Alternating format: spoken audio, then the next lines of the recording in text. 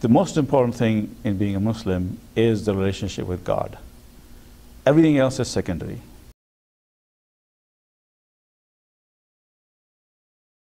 Islam is not a pacifist religion. You know, people say Islam is a peaceful. There's confusion about the difference between peaceful versus pacifist. Peaceful means you don't go around attacking other people, but if they attack you, then you can defend yourself. If there's persecution or oppression, then you can fight against that persecution or oppression. So Islam is peaceful in that regard, but it is not a pacifist religion. And so when there is reason either to defend yourself or to stop persecution or oppression, Muslims have the permission to fight.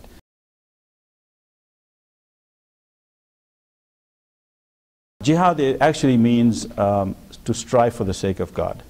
And the example the Quran uses of striving for the sake of God is the disciples of Jesus who helped Jesus propagate the message of Jesus, right? And that's one example of jihad. But it can include fighting.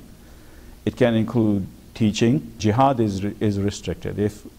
And it actually says in the Quran, you know, fight those who fight you, which makes sense. You know, someone's going to fight you. There it says if people don't fight you, they leave you at peace, then you have no excuse to attack them or fight them. Christians have done horrible things to each other and to Jews. It's not because of the message of Jesus. So in the same way, Muslims do bad things, but it's not from the religion of Islam.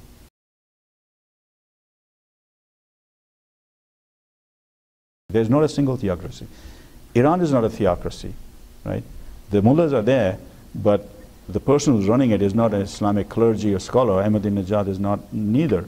Same in Pakistan. It's the secular parties that run the country. It's not the religious parties. The religious parties are relatively very small.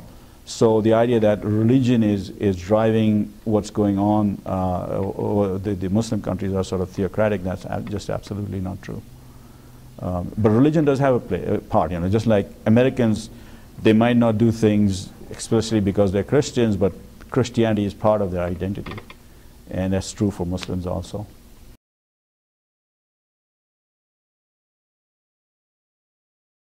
If people take the image of the widow wearing a burqa sitting by the roadside in Kabul and think that all Muslim women are like that, you know, because they don't see any pictures of any other Muslim women, which is a misconception. And if you go to places like Pakistan, some of the departments in the University of Karachi have more women students, and some of the deans of the departments are women.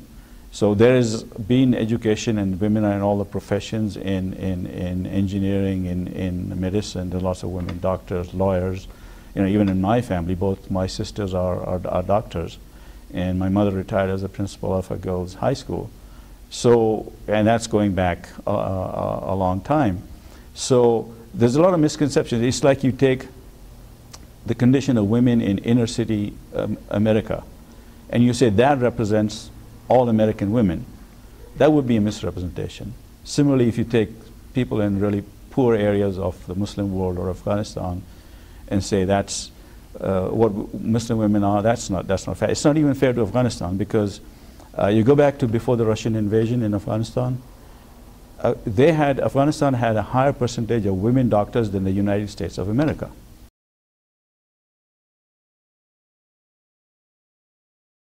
But what Muslims have been saying is, like the Jews and like the Catholics, can we be allowed to do our marriage and our divorce and inheritance by the rules of a religion, just like other people are? Now, if America says no one can ever follow the laws of the religion, then we should shut down the Catholic courts and the Jewish courts also. But to say they can go have their courts when it comes to marriage and divorce, but not the Muslims, that is a double standard. And that's what people are misrepresenting, some of the politicians. You know, they're trying to impose execution of people and whipping and all this. That's nonsense. That's a deliberate misrepresentation.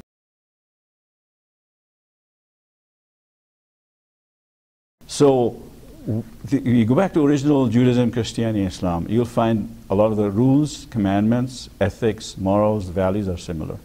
So we have the same God, we would say, which is the God of Abraham, and it's the God of Moses, the God of the first and the second commandments, and we would say it's the God, the Father in heaven, to whom Jesus prays in the Lord's Prayer.